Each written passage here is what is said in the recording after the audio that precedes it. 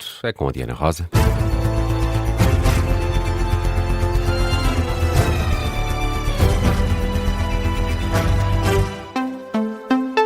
E começamos este Jornal das 8, Diana, com o conflito no Médio Oriente. As forças de defesa de Israel emitiram alertas de evacuação para 9 aldeias no sul do Líbano. O objetivo é realizar novos ataques ao território, é o que adianta na última hora o Times of Israel. Tel Aviv diz que em causa estão as alegadas violações do acordo de cessar-fogo pelo Hezbollah.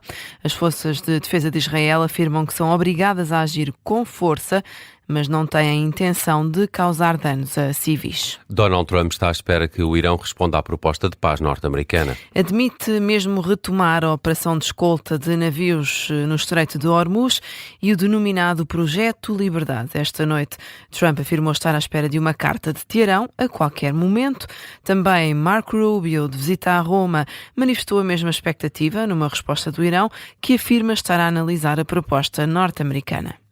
Está em vigor esse segundo cessar-fogo entre a Rússia e a Ucrânia. É o segundo no espaço de uma semana. O primeiro tinha sido decretado por Zelensky para os dias 5 e 6, por antecipação à trégua decidida de forma unilateral por Vladimir Putin para ontem e hoje, e que teve a validação do presidente norte-americano.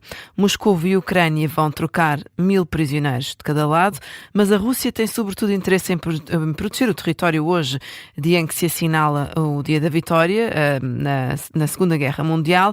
De resto, pelas imagens que nos vão chegando, vemos já os militares todos alinhados na Praça Vermelha, com a assistência de Vladimir Putin, dos restantes membros do Kremlin.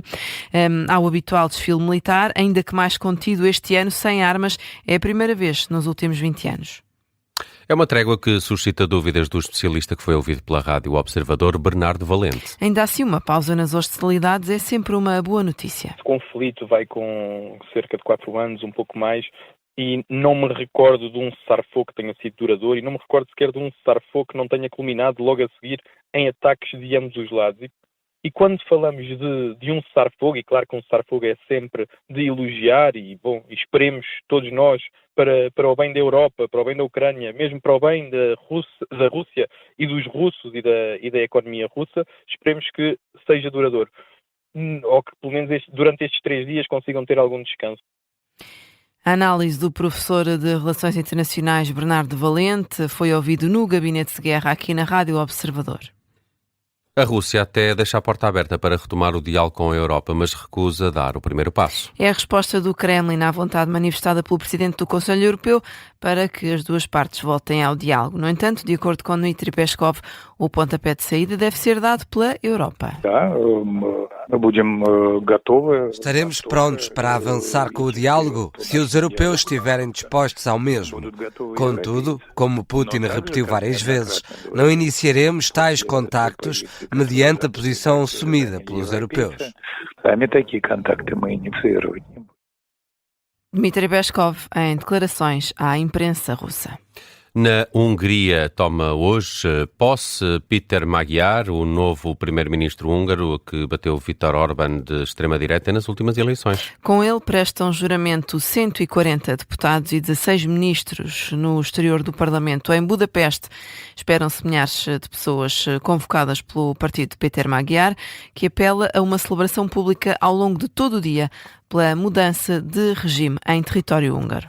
O diretor-geral da Organização Mundial de Saúde desloca-se hoje às Canárias para coordenar a retirada dos passageiros do cruzeiro que está a ser afetado pelo hantavírus. E que atraca amanhã em Espanha, numa altura em que são já 6 os casos confirmados de hantavírus, há ainda 2 outros prováveis, são os dados da Organização Mundial da Saúde. Entretanto, a Argentina anunciou que vai enviar testes e apoio técnico aos países com pessoas infectadas. No Canadá, as autoridades elevaram para 6 o número de pessoas isoladas devido ao risco de contágio, depois de detectados 3 novos casos suspeitos. Já os passageiros dos Países Baixos, do navio onde surgiu o surto, vão ficar em quarentena domiciliária durante 6 semanas, depois da chegada ao país. O Governo vai reduzir o desconto extraordinário no imposto sobre os produtos petrolíferos. Quer isto dizer que, afinal, a descida no preço dos combustíveis na próxima semana vai ser menos acentuada do que era esperado? O preço do litro de gasóleo nos postos de abastecimento abastecimento devia baixar 9 cêntimos em média, mas com a redução do desconto em vigor, o alívio pode ficar entre os 6 e os 7 cêntimos por litro, mas na gasolina espera-se um recuo de 2 cêntimos. Isso quer dizer que com a diminuição do desconto, a descida do preço da gasolina, afinal, pouco se deve notar. Está chumbada a perda de nacionalidade pelo Tribunal Constitucional como pena acessória. O PSD rejeita provocar conflitos com as instituições. A medida foi chumbada novamente esta sexta-feira pelo Palácio Raton, depois do pedido de fiscalização preventiva apresentado pelo Partido Socialista.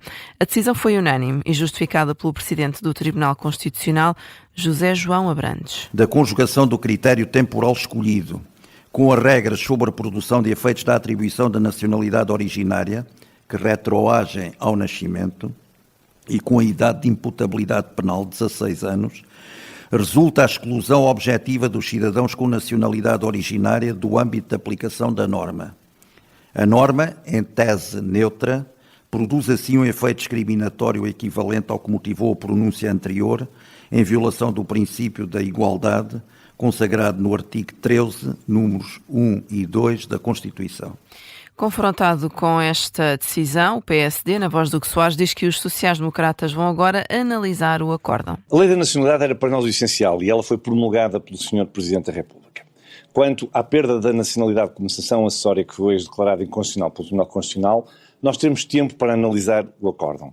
E nós falaremos com todos os partidos que apoiaram a aprovação dessa lei no Parlamento. Mas também fui muito claro quando disse que não provocaremos nenhum conflito institucional por força desta declaração por unanimidade do Tribunal Constitucional. Já o Chega quer reconfirmar a lei no Parlamento e admite até a realização de um referendo. André Ventura admite que a decisão é uma derrota para o partido e quer falar com Luís Montenegro. Ao reconfirmar esta lei, com a maioria cá hoje no Parlamento, e reconfirmá-la, dizer que, independentemente desta interpretação, nós estamos convencidos disto.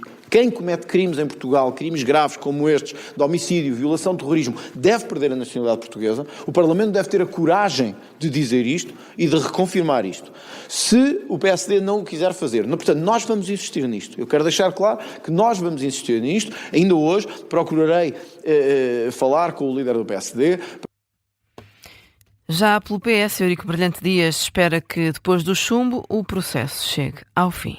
Que este processo tenha terminado depois de 2 vetos por unanimidade. Esta pena acessória é pura propaganda populista que teve a adesão da AD, que tem governado, como se sabe, com a extrema-direita. E não procurando nestas matérias ter um consenso moderado, alargado, com o Partido Socialista e outros partidos democráticos, naturalmente também há que considerar outros partidos democráticos para além do Partido Socialista, insiste em fazer acordos com a extrema-direita. Ora, a extrema-direita não respeita os direitos humanos. E o PCP, na voz de Paulo Raimundo, elogia a decisão dos juízes do Palácio Raton.